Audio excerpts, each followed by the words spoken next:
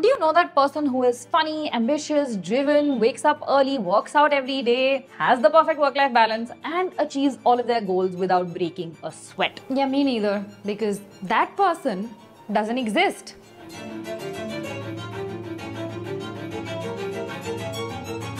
Most people just dream about where they want to be, but then either don't do enough to achieve that dream, or they don't know how and where to put in that effort. Don't worry, I'm not here to shame anyone. I'm just here to tell you that there is a solution to the problem. There is a way that you can rewrite the script of your life and become the kind of person who achieves most of their goals. The only catch is that you have to put in a little bit of work. But you wouldn't be watching this video if you weren't willing to put in the work. So let's get down to it. We all have goals, but how many of these goals do you actually remember past the first month of the new year? Not many, right? So I have been watching my friends play video games in the past couple of months. And what's very interesting about these games is that you always have the choice to pick and design the life of the character that you're playing with. Everything from how they look, what kind of hairstyle they will have, what kind of clothes they will wear, what kind of actions they will take in the game is decided on the basis of how you design that character. And that got me thinking, if we apply those principles to our own life and design it like a game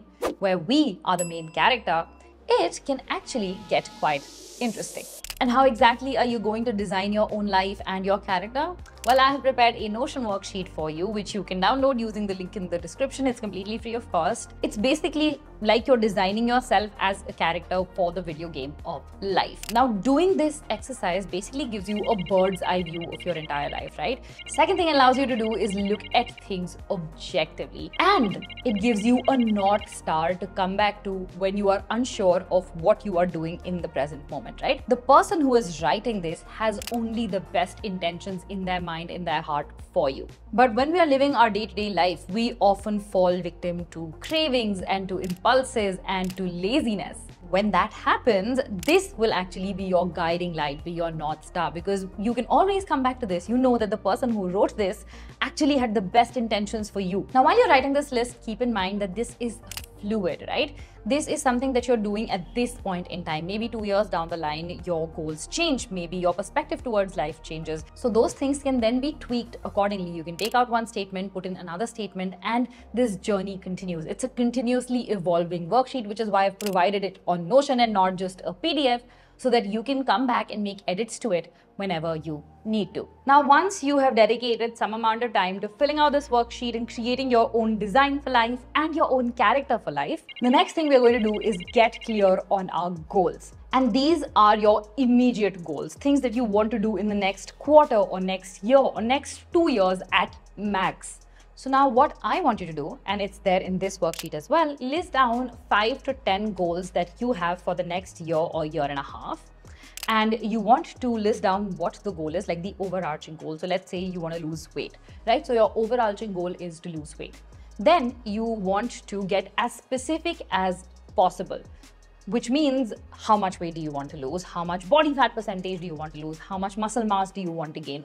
Now, once you've written those down, I want you to go ahead and open the toggle for the steps that you need to achieve this goal, right? And here you write down everything, every tiny step that you need to take in order to achieve that particular goal. So if I want to lose 5% body fat and gain 5% muscle mass, I need to work on my diet, which means eating more protein, eating less carbs, eating moderate amount of fats. I will need to work out every single day if I want to build muscle mass, right? I will have to do strength training. I will have to keep track of my progress. I will need to probably have tools with me that allow me to measure these metrics, because that can't just happen with a regular weighing scale. All of that jazz. Write down everything you need to do in order to achieve that goal.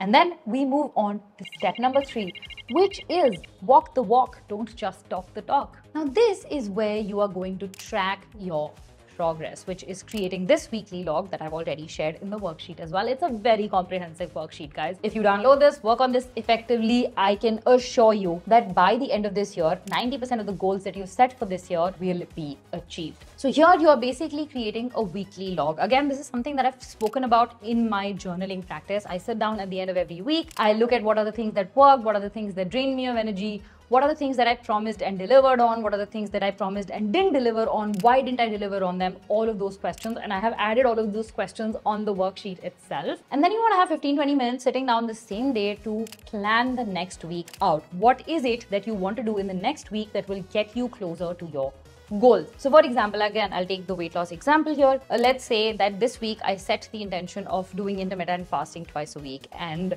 eating only protein meals 2 times in the week and limiting my carb intake to 1 time a day. All of that jazz, right? So these are the steps that I wanted to take in this week. But when I look back on the week, I probably did about 80% of this. So all of that combined will tell me how much progress I have actually realistically made. Now, when you're doing all of this, right, data tracking is one of the best ways to be able to realistically measure your progress. Oftentimes, we just continue to live in our heads. When we promise ourselves that we'll do something, we think we have delivered on that promise, but when you actually look back, when you sit down and analyze, you will realize that oftentimes what we are thinking we have done is very different from what we have actually done. And this practice kind of merges both of them together and gives you a very, very clear picture of where you are at.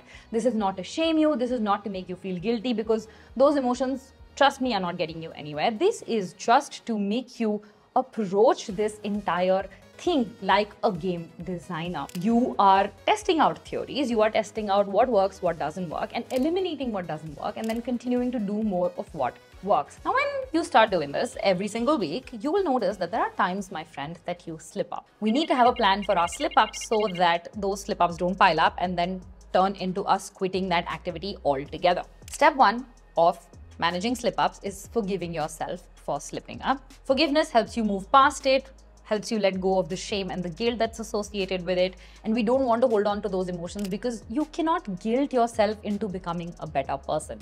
You can only lift yourself up into becoming a better person. We all make mistakes. We are human. We are not machines. It's absolutely all right. Step 2, you are going to go ahead, use that data set for, let's say you've been doing this for 3 weeks, right? I suggest that you do this for 3 weeks before you do the second step. See what patterns emerge, and based on those patterns, you want to give yourself off days. I read this recently in a friend's post on LinkedIn that she gives herself a Thursday off every single week. This is regardless of whether she's taking the weekend off, whether she's working on the weekends, that doesn't matter. Every single Thursday is her day off. And that means day off completely from working on herself, working on her work, working on anything altogether. It's just to veg out, chill, and give yourself a complete break. You need to have those days in your life. So now, when you look at the pattern over the last 3 or 4 weeks of doing this exercise, you will notice when are the days that your energy is dipping, when in the week you need that recharge, that recuperation, and then you start incorporating those days in your schedule as break days,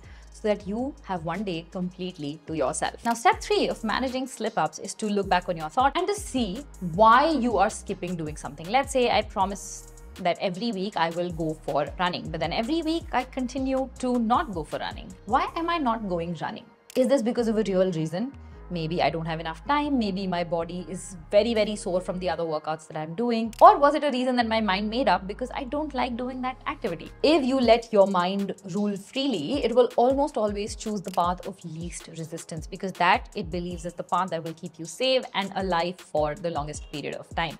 But your rational brain knows better. Now, if it was a real reason, there's no need for all of that shame, guilt at all in any scenario, right? You just pick up where you left off and you tweak your schedule in the week to be able to better make space for that reason. So if your reason is that you don't have enough time, you are working 12 hours a day and you're already working out 4 times a week, you don't have any other time on the 3 days of the week to go running, see how you can adjust your schedule if this is what you really want to do. But on the other hand, if it's a shammy reason, you really want to do this, but your brain is just, into overdrive and not letting you do this, then you figure out a way to actually hold yourself accountable. Make it difficult for your brain to say no. So one easy way to do this is, if you have a concrete goal like running or going to the gym every day, if you don't deliver on that promise as per your scheduled thing in your week, you are going to pay your friend 5,000 rupees and make it a sum that is large enough for you to care about, right? If you just say, ki, acha, main 10 rupees de dunga, yeah, I'll give 50 bucks or I'll give 100 bucks or whatever, and that is a sum that you're easily able to part with, it will not pinch you enough to stop doing that thing. It's just a way of training your brain to take that action and make it more effortless. And once it becomes effortless, you can call off the bet.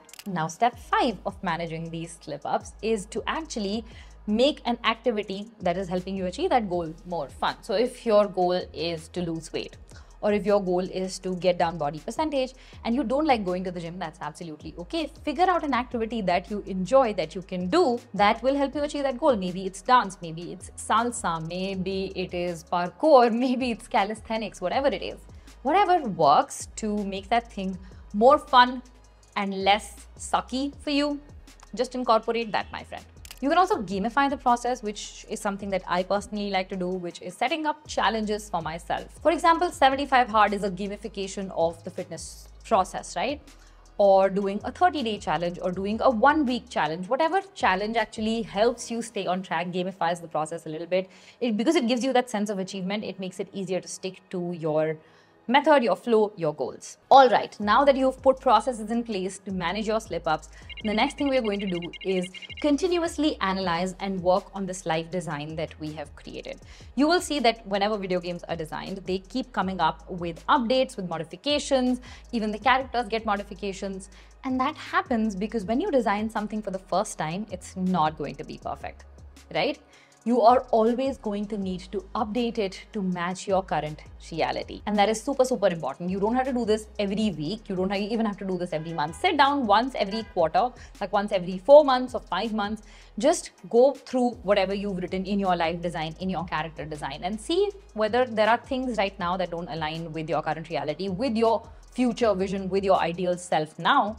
If there are not, remove those. If there are any things that have been added, add those. And this basically keeps you up to date with not just your goals, obviously, but with your identity shifts.